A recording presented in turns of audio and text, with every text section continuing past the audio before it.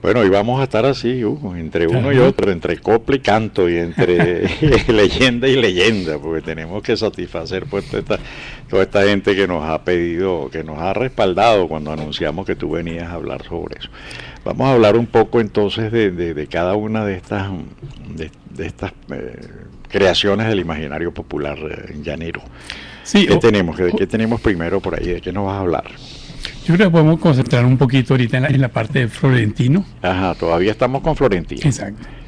Y después vamos yendo Ok. a los otros. Ok. En el trabajo de Alberto Arbelo Torrialba,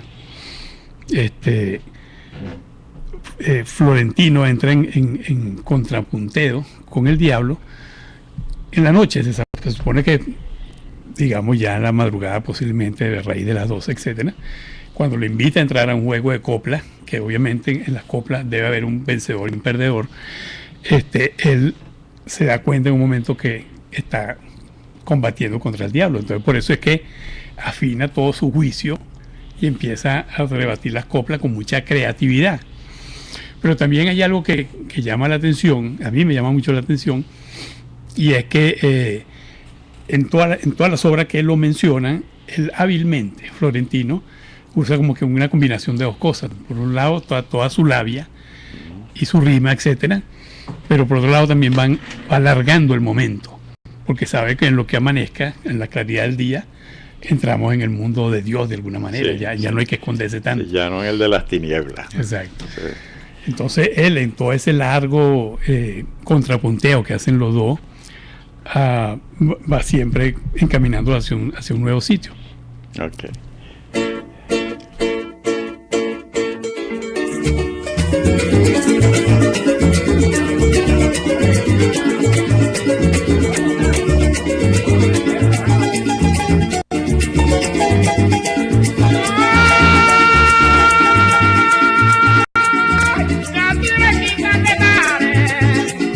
Contéstame esta pregunta. ¿Cuál es el gallo que siempre lleva ventaja en la lucha? Y aunque le den en el piso, tiene picada segura. Tiene picada segura el gallo que se rebate y no se atraviesa nunca. Pues no si tira de pie, mejor si pica en la pluma. Mejor si pica en la pluma. Sin cabezando de cada diga cuál es la república donde se luego sin dificultad ninguna. Sin dificultad ninguna, la colmen en el papayo que es palo de blanda pulpa. El que no carga mal que te saca la miel con las uñas. Sí, señor, ahí tenemos una copla. Sí, ¿no? señor. Para darle... Entonces, ese combate de copla, por ejemplo, lo va llevando y lo va distrayendo y lo va enamorando para que continúe la pelea, digamos, a contrapunteo, hasta que ya canta un gallo por ahí. Entonces se da cuenta que ya el día está prácticamente allí. A las 5 de la mañana. Sí, entonces es cuando él remata y habla de todas las vírgenes y por último menciona la Santísima Trinidad. En ese momento desaparece ya con la claridad del día, ¿no? Sí. Y queda, pues, se refleja ya el triunfo del bien sobre el mal, ¿no? Exacto. Y esa parte es bastante interesante, me parece a mí también, porque el arraigo religioso, o sea, la parte católica priva, fíjate que él lo espanta y al final es como al nombrar a las vírgenes y al nombrar a la Santísima Trinidad. Con la coincidencia de la llegada del día. Sí. Pero eso está muy presente en todos los cuentos del llano. Yo recuerdo de muchacho, posiblemente tú lo conoces también, porque uno le decía que hiciera la señal de la cruz, Sí. cuando Sí. aparecía Con los dedos. así con los dedos, cruzados, exacto. ¿no? Y eso era muy típico de todo el ambiente llanero. Yo lo llegué a escuchar en Caracas, pero ya con mucho menos relevancia. Ya todo el mundo está como que preparado, Sí. como que entrenado Sí, para en ese el momento. llano sí es habitual, ¿no? Sí. Y todavía hoy, ¿no? Exacto, sigue todavía siendo. todavía se sigue haciendo la cruz con los dedos así ante cualquier fenómeno paranormal que se sospeche Sí, por ahí, exacto. cualquier cosa que asuste, ¿no? Y por ejemplo, hay una otra versión, el mismo Arbelo Torrialba hizo 3 versiones distintas del encuentro florentino con el diablo, una en 1940, una en 1950, la última en 1957, y así han ido muchas personas también ambientando, bien sea con música o escrito. Sí. Pero hay uno bien interesante, a mí me llamó siempre mucho la atención, de Germán Fleita Veroe, que es un poeta de Camaguán. Entonces, él, digamos, habla de la majada del diablo, Por ahí tenemos la música. que es como un segundo encuentro de Florentino con el diablo, pero con un Florentino ya más adulto. Sí. Germán Freita Feroe ya lo ubica. Cuando Alberto Arbelo Torrealba crea sobre una base real el personaje de Florentino y lo lleva a la poesía autóctona y tal, ¿qué edad más o menos suponías que tenía allí Florentino? Era un muchacho. Era un muchacho, un hombre joven, puede estar en 20, 25 años. Ok, y entonces cuando Germán Freita Veroes lo retoma, es ya un adulto. Un adulto, yo me imagino posiblemente en sus 50 años, ya un hombre... Que es en La Majada del Diablo. Que es en La Majada del Diablo. La tenemos por ahí. La Majada del Diablo, esa es, escúchenla.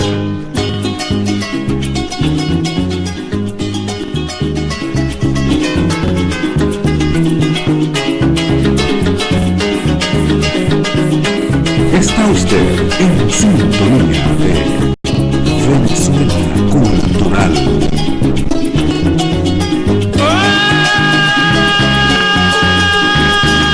¡Ay, señoras y caballeros! Buenas noches para empezar. Arrímense al pie del arpa que lo quiero saludar, aunque traigo la garganta por el canto maltratar. Pero me queda un poquito de malicia y facultad. Este nombre que yo tengo me lo puso mi mamá en homenaje al perfume del alba jacamorá que de huérfano en el mundo cuando comencé a gatear. Mi cuna fue la sabana, mi libro la soledad, mi padre el cajón de Arauca que me enseñó a caminar. Recuerdo que estando joven compré una guitarra fiá y anduve de pueblo en pueblo con mi guitarra terciá. Creo que no dejé cantina, que no me oyera trinar, y fue creciendo mi fama hasta que una madrugada con un negro pelo en pecho me pusieron a cantar. Esta fue en Villavicencio saliendo pa' Bogotá, el hombre que me sacaron era facultad en verdad.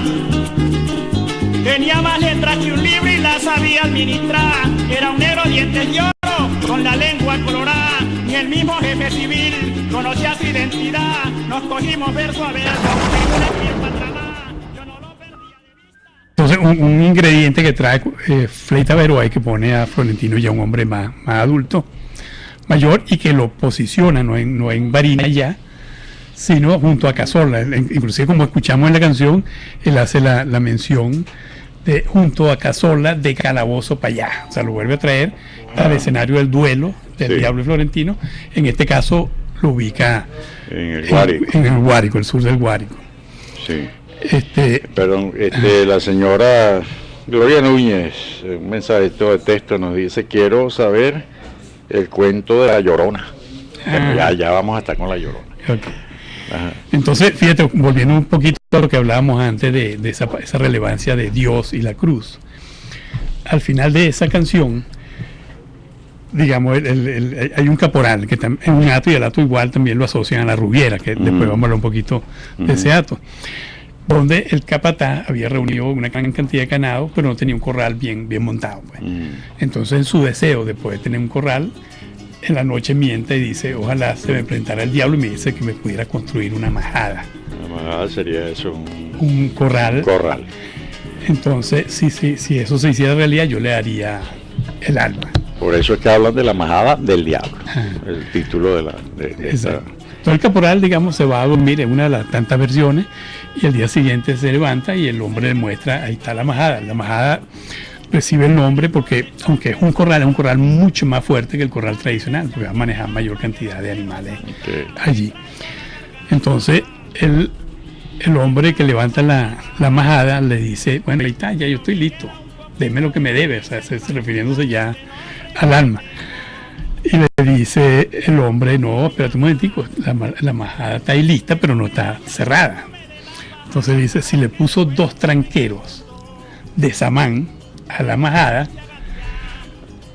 métale las 5 trancas que la quiero ver cerrada.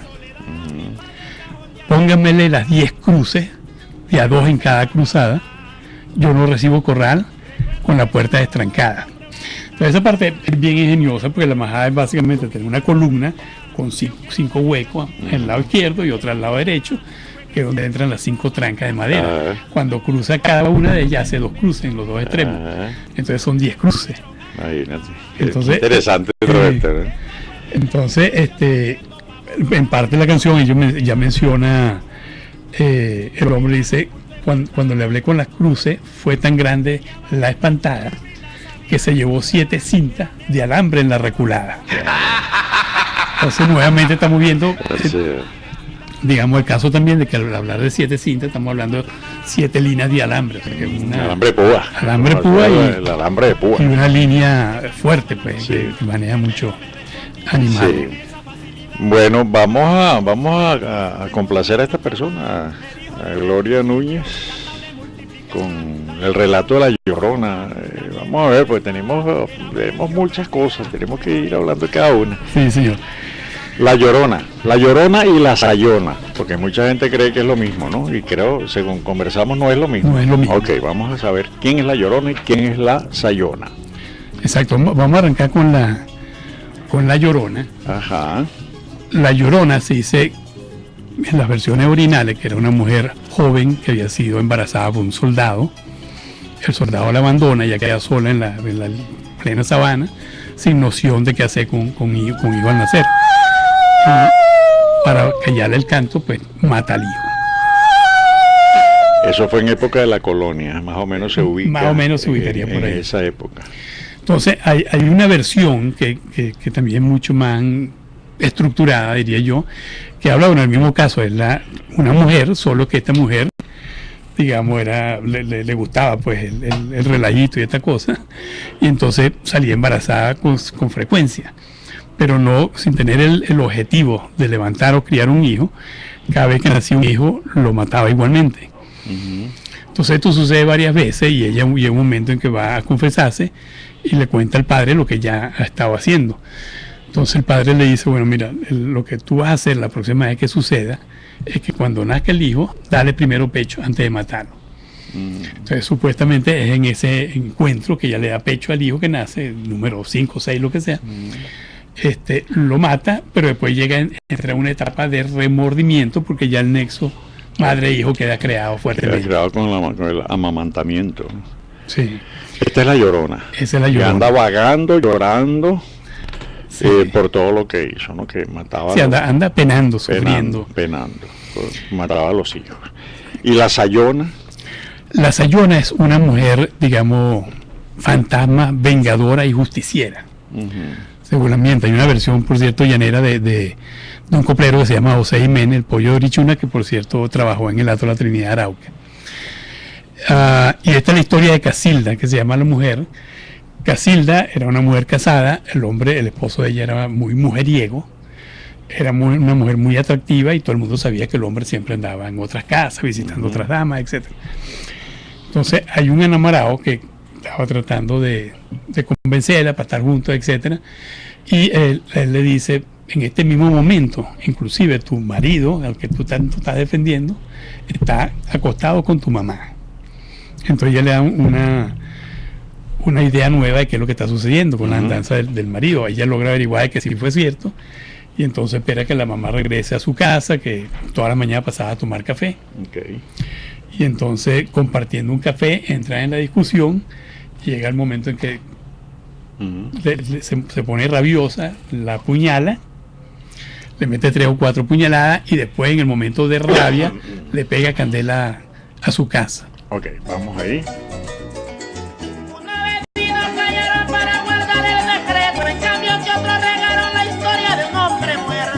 Corría por el vecindario de en boca este cuento, millones de comentarios lo escuchaban al respecto. Las mujeres por el radio decían que estaba bien hecho por creer en el resabio que el amor es incorrecto. Cuenta un viejo que el Pimpín es un hombre igual a Nelson, que lleva sobre la espalda un saco lleno de huesos. La bola fue en otro espanto endemoniado y travieso, que sale los viernes santos pidiendo por Dios un rezo. La ahuyentan las maldiciones, le caen en gracia los rezos y salen los boquerones de los montes más espesos. La Sayona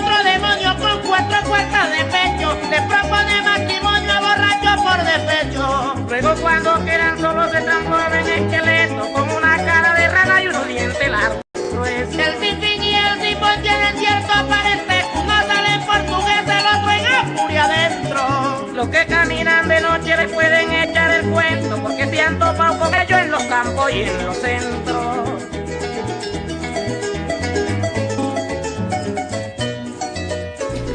La Sayona, vamos a continuar con la historia. Entonces, a ella, en el momento de furia, pegarle candela a su casa, la candela pues se tiende muy rápidamente y ya no logra sacar al hijo. Entonces, en una sola acción, pues, mata a su mamá y mata al hijo por la relación que tenía el esposo con ella. Claro. Entonces ella queda condenada y, digamos, a mitigar o disminuir un poco su sufrimiento, causándole sufrimiento a todos aquellos hombres que andan con la misma tónica que el marido.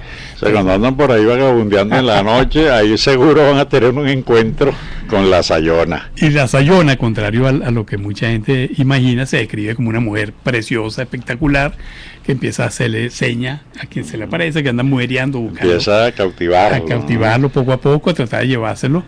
Y ya al final, pues, se convierte en una cosa muy horrible y mata gente ya a la persona muere de susto. Sí. Tenemos que ir así como rapidito, porque ya, fíjate, ya se nos vino media hora encima.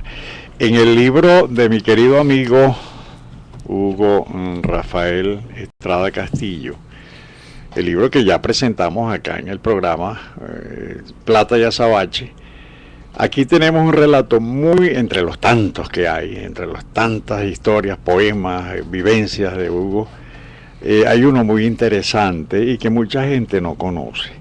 Es la historia de Doña Bárbara. Doña Bárbara, el famoso personaje de Rómulo Gallegos. Mucha gente piensa que es una creación de un personaje ficticio, imaginario de don Rómulo, para darle pues propiedad a su novela. Pero resulta que Doña Bárbara existió. Y no es como el caso de Florentino, que pensamos que existió, pero no hay una evidencia, digamos, física. Aquí sí, aquí tenemos inclusive hasta la tumba donde está enterrada la famosa Doña Bárbara. Pero yo no voy a continuar narrando esto, porque para eso está aquí mi querido amigo Hugo Rafael Estrada Castillo. Vamos a dejar que sea él quien nos haga la historia de Doña Bárbara. Sí, Doña Bárbara, o el personaje en el que está basado, se llamó Francisca Vázquez de Carrillo.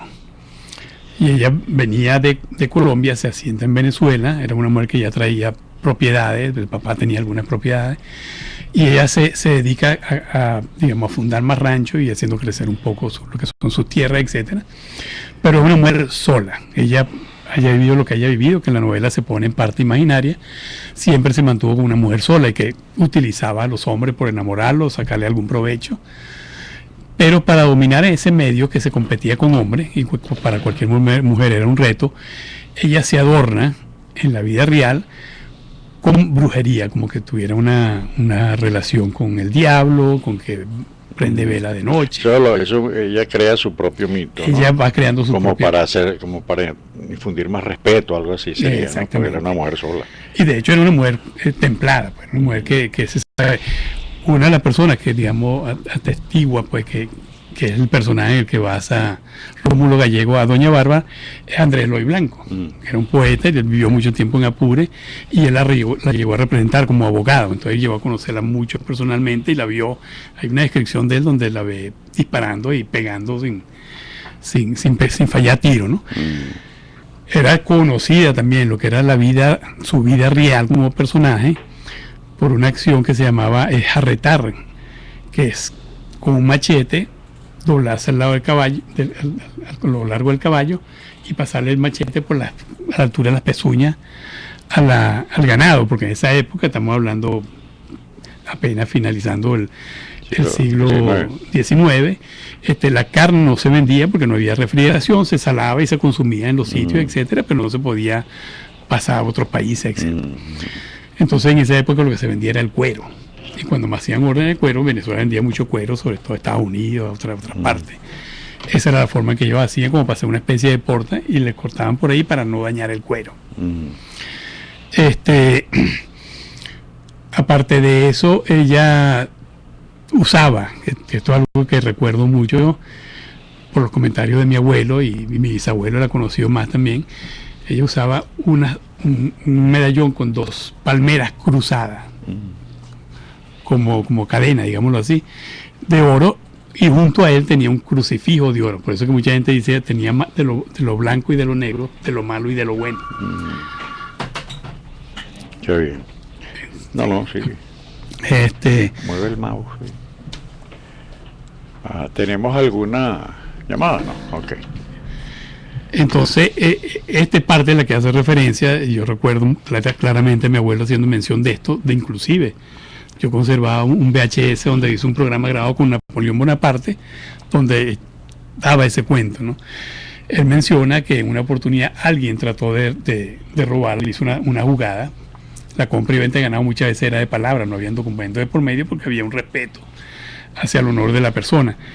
Y fue alguien de San Cristóbal, del Táchira, que fue comprando ganado y la embromó con una cantidad de R6X. Entonces, cuando alguien fue y le echó los cuentos, oye, pero ese hombre lo vieron cruzando la selva de San Camilo. Aparentemente lo que sucede es que ella empieza a recabar, y con el crucifijo y las 2 palmas cruzadas lo besaba y se daba con él en los dientes. Y al final lo que dice, si yo no voy a disfrutar de ese ganado o de la venta de ese ganado, él tampoco lo hará. Y al tiempo menciona el hecho de que el hombre, llevándose el ganado, tratando de llevarlo hasta Táchira, se fue por un barranco y murió del lugar. Como una maldición, ¿no? Sí. Bueno, amigo, vamos a hacer un alto un momentico, vamos a identificar el programa y en breve estaremos nuevamente con ustedes aquí en Venezuela Cultural, y nuestro invitado, Hugo Rafael Estrada Castillo. Desde Caracas, para toda el área metropolitana y el estado Miranda, transmite Radio Sintonía 1420 AM. La siguiente transmisión obedece a lo establecido en el artículo 10 de la Ley de Responsabilidad Social en Radio, Televisión y Medios Electrónicos. Me levanto tempranito y regalo tierra para luego sembrarla. Ser productora es el orgullo más grande. Es una felicidad ver una semillita tan pequeñita convertida en comida para el pueblo. Banco Agrícola me otorgó un crédito que me permitió cosechar y producir pimentón, lechuga, repollo, zanahoria. ¿Qué no he sembrado yo? Con el Banco Agrícola de Venezuela, juntos hacemos más. Gobierno Bolivariano. Todos los martes te invitamos a escuchar Construyendo una Nueva Venezuela, un espacio radial que analiza las diferentes problemáticas, aportando posibles soluciones que permitan enrumbar al país. Construyendo una Nueva Venezuela, con un resumen de los principales hechos que han marcado nuestra historia. Conducido por el abogado Luis López. Escúchalo y todos los martes a las 10 de la mañana por Sintonía 1420 AM. Sintonía 1420 AM.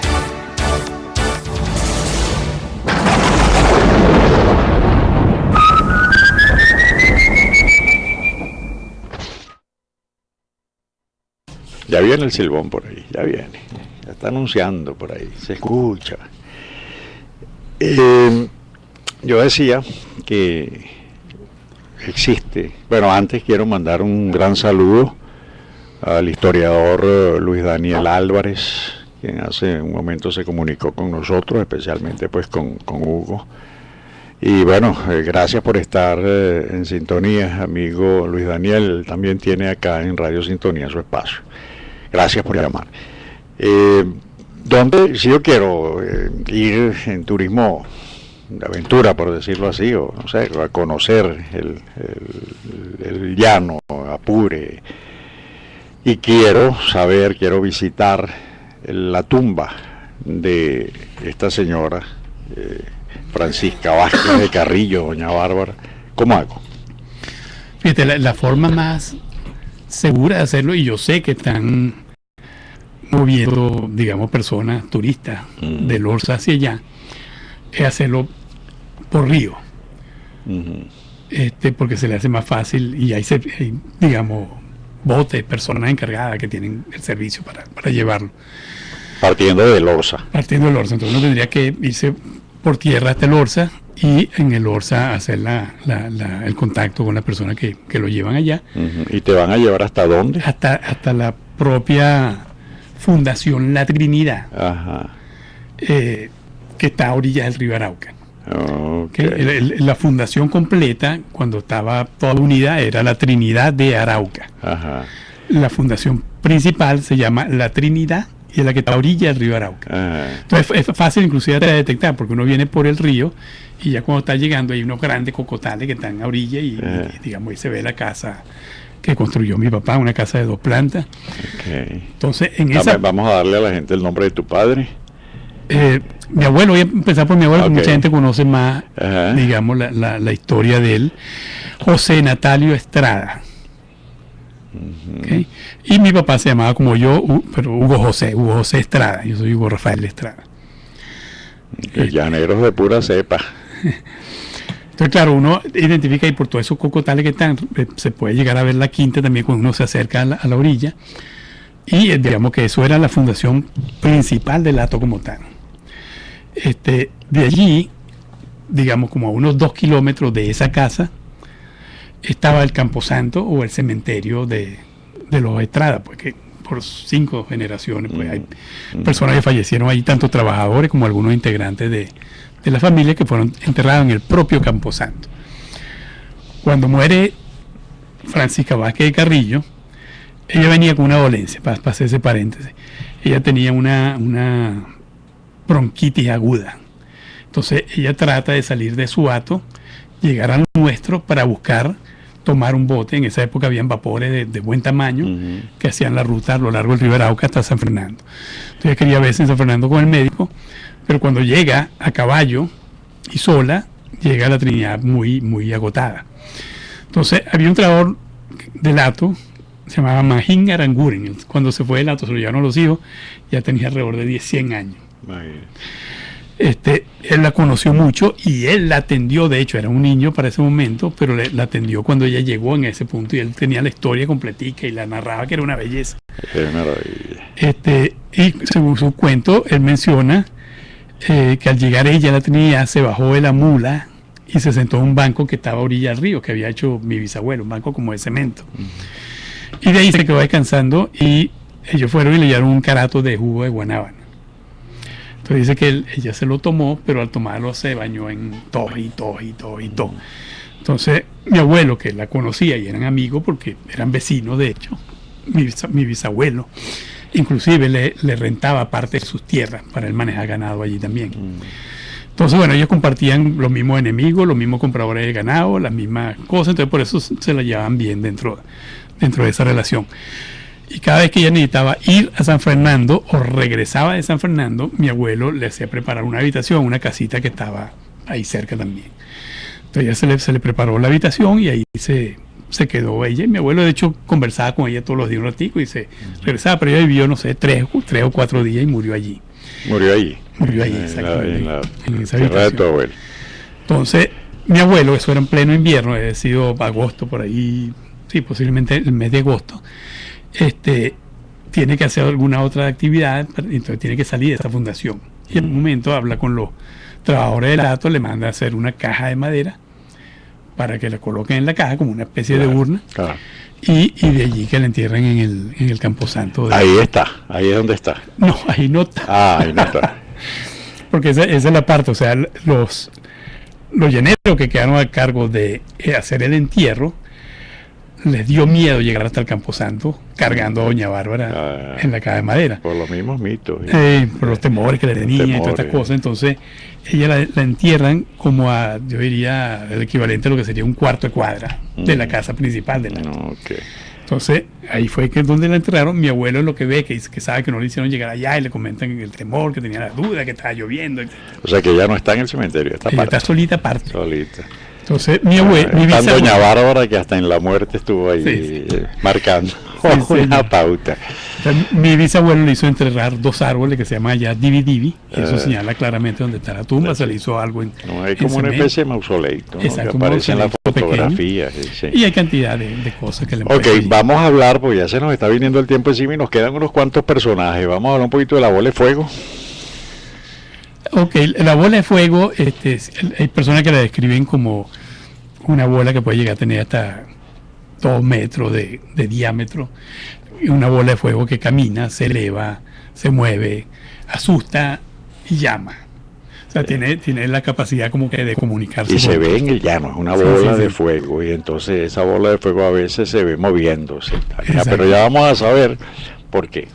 Y es quizás el fantasma más antiguo de estas tierras, ¿no? Porque inclusive asocian a la bola de fuego con el tirano Aguirre, imagínate tú, en 1500 y pico, Sí. que él anda por el Amazonas, buscaba el dorado, mató cantidad de sus propios soldados, era un Sí, sí. conquistador vagabundo, por decirlo de alguna manera, pero termina entrando a Venezuela por el lado de Margarita y después penetra hasta Barquisimeto, que es donde lo matan a él, Sí. luego de que él mató a su hija, porque no quería que la... Vamos a ver.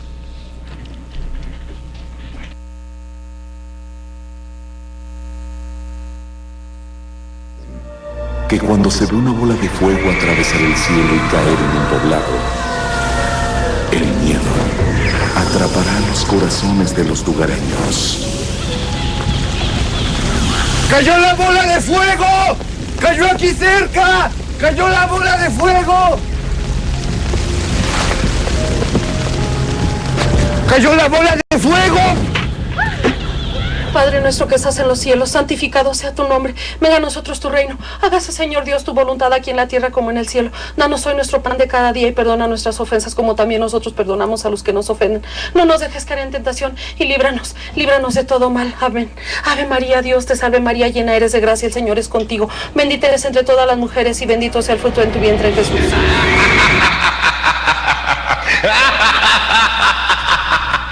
Vamos a terminar de escuchar el relato entonces de la bola de fuego. Sí. Entonces, como mencionado, se ata inicialmente al tirano Aguirre, que era uno de los grandes buscadores del dorado, y por otro lado sabemos que en el llano, hasta muy entrado la época más reciente, todo se movía con la morocota, que era la moneda de $20 norteamericana, que se llamaba morocota, y eso era como se pagaban y las compras y ventas. Sí. Entonces siempre la bola se asocia de alguna manera a entierro, entonces algunas personas lo refieren a algo del tirano Aguirre que haya guardado, o perfectamente cualquier otra persona que haya hecho un entierro de morocota, incluyendo doña Bárbara en el caso del Hato Nuestro. Pero tiene algo que ver en la realidad con combustión espontánea. Algo Sí, o sea, es una de las cosas, yo inclusive, una oportunidad, estando muchacho, vi una luz como que al final, muy a lo lejos, y quien estaba conmigo, uno de los peones del Hato, me decía, no, esa es la bola de fuego. Yo no tengo la certeza, la vi demasiado lejos, ni hubo mayor susto, porque estaba muy lejos también. Sin embargo, cuando dicen que la bola tiene la capacidad de caminar hacia o desde, es un fenómeno que yo recuerdo que la explicación más científica, por decirlo alguna vez, que me dieron, me la dio un profesor de biología, que él mencionaba que es que cuando muere el ganado o cualquier animal que va quedando la costra de los huesos y digamos parte de sus órganos, eso genera un gas, una combustión. Etano. Exacto, y usualmente pues eso se emite en la noche.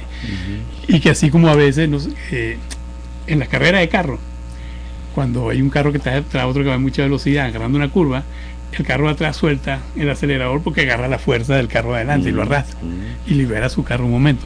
Algo parecido, o sea, tiene la capacidad que si alguien va caminando, inclusive hay gente que le dice que la han visto hasta en jeep, que de repente pasa el jeep y siente que la bola lo sigue un rato o unos minutos.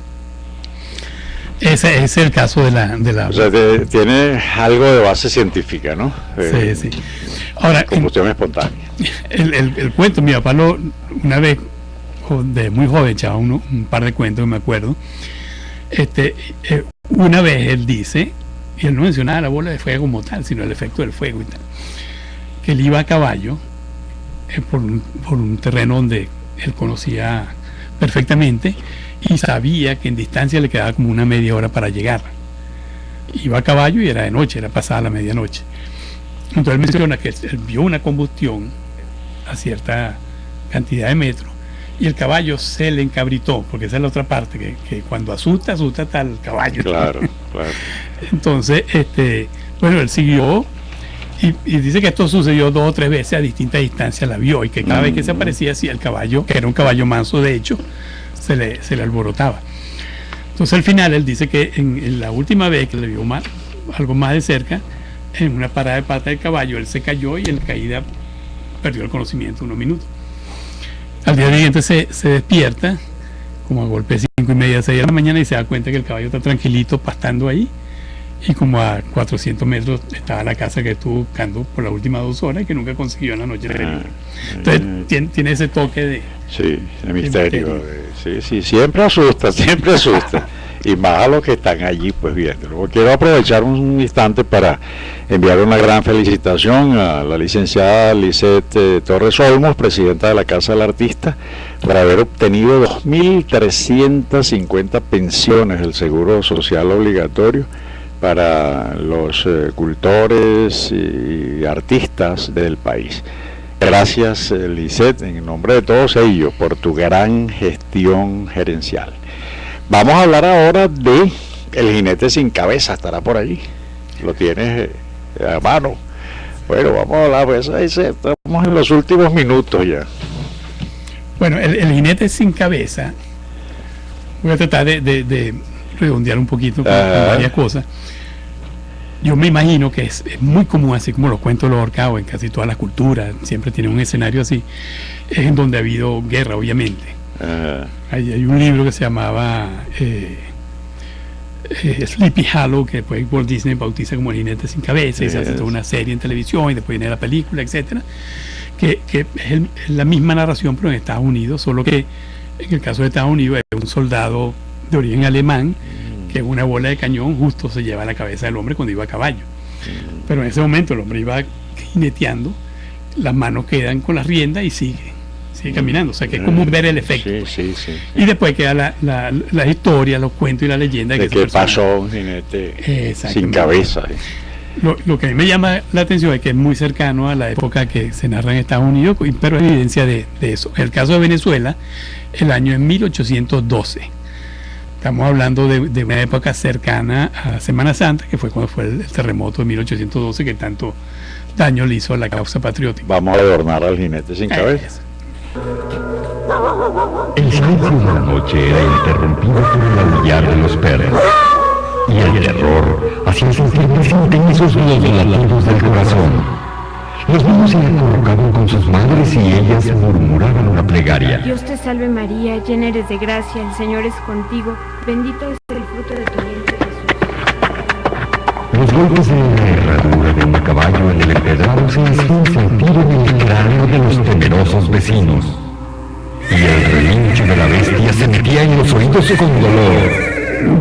El jinete era un charro vestido de negro, con botones muy brillantes como si fueran de plata. Llevaba en la mano un machete lleno de sangre. Pasaba sin hablar porque era un jinete sin cabeza. Estaba el cuerpo completo, pero nada sobre los hombros. Ahí está, pues, ahí está el relato. Entonces, estamos hablando de San Carlos de Cojede, año 1812, cercano a Semana Santa. Ahí el responsable de la parte patriótica era un general Herrera, de apellido Herrera, y tenía un teniente que se llamaba Eliseo, y era el segundo de él, un hombre de mucha confianza de él, pero también secretamente tenía relaciones con la esposa del general a quien reportaba. ¡Qué maravilla! Entonces, en un día de paz, digamos, en una época de guerra, hacen como que una tarde de toro coleado. Este general era conocido... El tuyo. Ajá. Gracias. Este general era conocido por ser muy déspota, tanto con los soldados como lo era con la esposa. Era una señora muy bonita que llamaba mucho la atención de otras personas. Estamos preparando aquí para las fotos que quedan de cada programa, y nuestro operador, pues que además es un gran fotógrafo, siempre nos ayuda un poco, nos apoya un poco. Entonces sucede que en ese día, mientras estaban preparando para soltar el toro y que lo hicieran el deporte del coleo, Ajá. El general entra a una discusión con su esposa delante de todo el mundo. Y hay un momento en que se adelanta y levanta la mano para darle un trancazo a la esposa, y en ese momento se atraviesa Eliseo, que es el teniente de él, su segundo. Ajá. Y le dice que no va a permitir que la toque, porque esa es su amada, pues. Entonces ahí el general se da cuenta de que hay una relación entre ellos dos, y rápidamente se monta en su caballo y le dice a la mujer: quédate que yo vuelo por ti. La señora se llama teniente. El teniente. Y sale a caballo, como arma que lleva el diablo. Entonces el general lo que hace es que mete en un cuarto y encierra a su esposa, y manda un destacamento de 10 soldados con la orden de matar a Eliseo. Y así sucede, pues ese es un destacamento, un comando que va en persecución del hombre, y lo agarran varios días después, bueno, fue reciente, lo ubican y lo emboscan, y en la emboscada, mientras dos están haciéndolo correr hacia un lado, había otro escondido en un árbol, y de un sablazo pues le cortó la cabeza, sí. Y la cabeza cae unos 7 metros. Bueno, se nos vino el tiempo encima, nos quedaron algunas leyendas por fuera, pero yo les prometo que pronto vamos a tener un nuevo programa, un nuevo espacio para continuar, una segunda parte con Hugo, para continuar con las leyendas del llano, ¿sí? Sí, pues en una hora es muy difícil poder tener toda la información. Amigo Hugo, gracias por haber asistido al programa, nos honras cada vez que vienes con tu presencia, resultan sumamente interesantes los programas que hacemos contigo, y yo sé que la gente está encantada pues con estas exposiciones tan amenas y tan sabrosas que haces tú cada vez que nos relatas algo del llano. Ya saben, mis queridos amigos, Plata y Azabache, lo consiguen en Tecniciencia. Es un libro maravilloso donde ustedes van a encontrar muchísimas referencias del llano venezolano. Gracias entonces, Hugo. Ustedes, amigos, también muchísimas gracias por estar en sintonía del programa. Los esperamos el próximo martes a las 9 de la mañana con otro invitado, aquí haciéndole honor a nuestra patria Venezuela. Fue un placer estar en sus hogares compartiendo pues lo bello de nuestra tierra. Hasta entonces, amigos.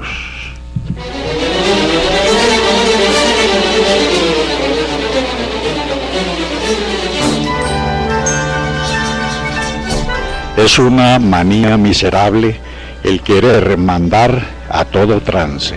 Simón Bolívar.